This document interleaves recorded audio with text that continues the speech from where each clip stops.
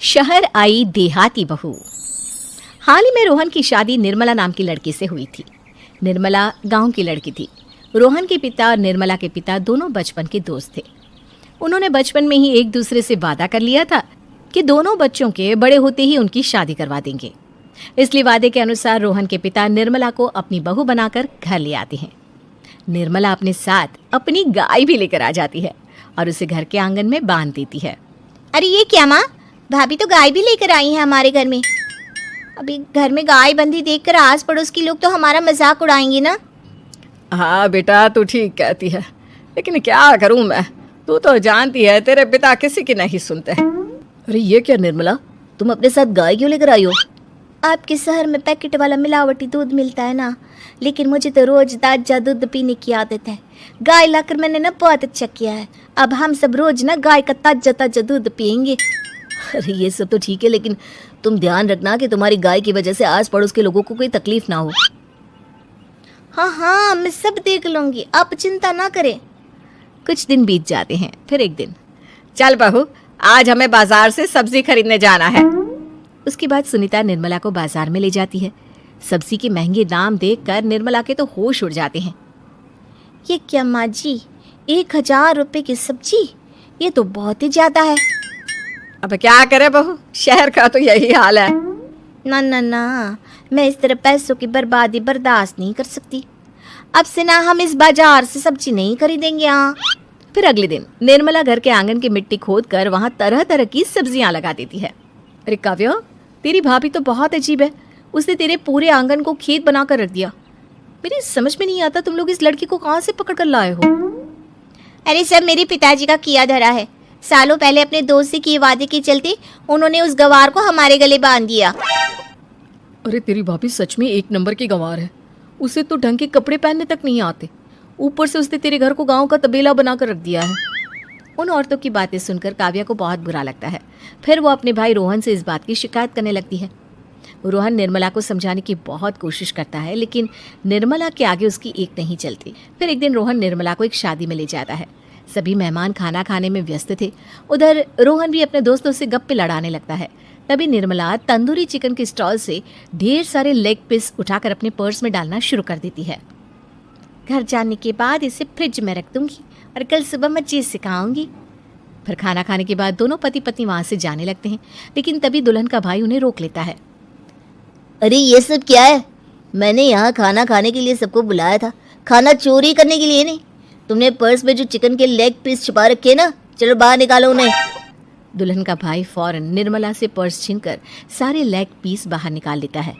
मैंने इतना खर्चा करके खाने पीने का इंतजाम किया है और तुम हो कि यहाँ से खाना चोरी करके ले जा रही हो? शर्म आनी चाहिए तुम्हें। वहाँ मौजूद सभी लोग निर्मला को भला बुरा कहने लगते हैं। अपनी बेइज्जती होते देख रोहन दुल्हन के भाई से माफी मांगकर निर्मला को घर ले आता है। निर्मला, आज तुमने सबके सामने मेरी नाक कटवा दी। आखिर तुम्हें चिकन के पीस चुराने की जरूरत क्या थी? मुझे माफ कर दीजिए रोहन जी। दरअसल ना, हमारे गांव में जब भी शादी होती थी तब मैं और मेरी सहेलियां इसी तरह शादी से ढेर सारा खाना लेकर आते थे। मुझे नहीं पता था कि मेरी इस गलती से आपकी इतनी बेइज्जती हो जाएगी। मुझे माफ कर दीजिए, आज के बाद ऐसी गलती कभी ना करेंगे। इतना कहकर निर्मला रोने लगती है। निर्मला को रोते देख रोहन का दिल पिघल जाता है और उसे माफ करके गले लगा लेता है। इस तरह कुछ दिन बीत जाते हैं। फिर एक दिन रोहन उदास होकर घर लौटता है। रोहन के कपड़े बुरी तरह फटे हुए थे। अरे बेटा, ये सब क्या है? किसी के साथ मारा पीटी हो गई है क्या? नहीं माँ, आज हमारी जिंदगी का सबसे बुरा दिन है। म्युनिसिपालिटी वालों ने हमारी दुकान तोड़ दी। आज से हमारी आमदनी पूरी तरह बंद हो गई। हे भगवान, हमने तो किस्त पर ढेर सारा सामान ले रखा है। अब हम सारे सामान की किस्त कैसे चुकाएंगे? मेरी तो सोचने समझने की शक्ति ही खत्म हो गई। पता नहीं आगे हमें और कितनी मुसीबत झेलनी पड़ेगी। आप सबको ना चिंता करने की जरूरत ना है, मैं सब ठीक कर दूंगी। तो कहना क्या चाहती है बहू? हम ना बोल कर नहीं, बल्कि करके दिखाएंगे। हाँ।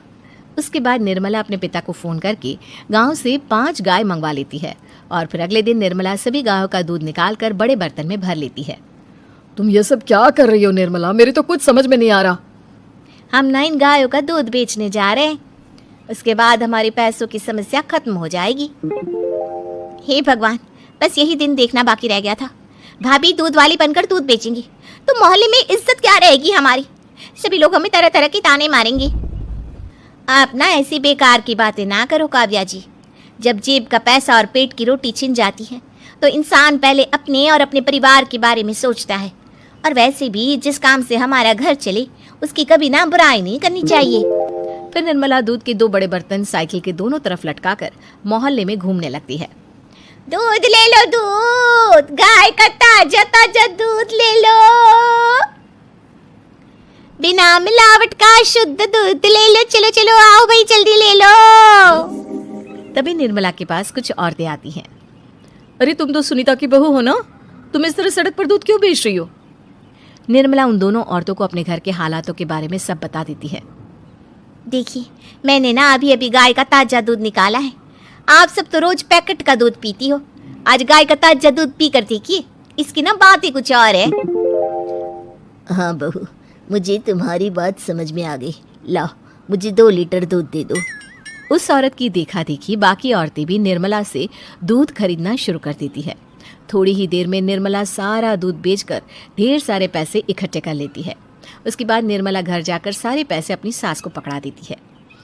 अरे बहू, इतने सारे पैसे, सच में तेरा आइडिया तो काम कर गया। अरे माँ जी, आप तो बस देखती जाइए, कुछ ही दिनों में मैं अपने घर की सारी समस्या खत्म कर दूंगी। हाँ। फिर अगले दिन से निर्मला गायों के गोबर से ढेर सारे उपले तैयार करके बेचना शुरू कर देती है। निर्मला को पैसे कमाते देख रोहन के अंदर भी हिम्मत आ जाती है और वो भी दूध बेचने का फैसला करता है। निर्मला के कहने पर उसके पिताजी कुछ और गायों का बंदोबस्त कर देते हैं। इस तरह दोनों पति पत्नी मिलकर दूध बेचना शुरू कर देते हैं। कुछ ही महीनों में उनका दूध का व्यापार खूब फल फूल जाता है। इसके चलते रोहन एक बड़ी दूध की डेयरी भी खोल लेता है। पिताजी, जब आपने निर्मला से मेरी शादी करवाई थी तब मैं मन ही मन आपको कोसा करता था, लेकिन आज मेरी समझ में आया कि आपका फैसला बिल्कुल सही था। आज अगर निर्मला ना होती तो पता नहीं हमारा क्या हाल होता। हाँ बेटा, तू ठीक कहता है, हमारी बहू ने तो हमें उजड़ने से बचा लिया। भगवान ऐसी बहू सबको दे। इस तरह निर्मला की समझदारी के चलते सब कुछ ठीक हो जाता है और वो सभी हंसी खुशी अपना जीवन जीने लगते हैं।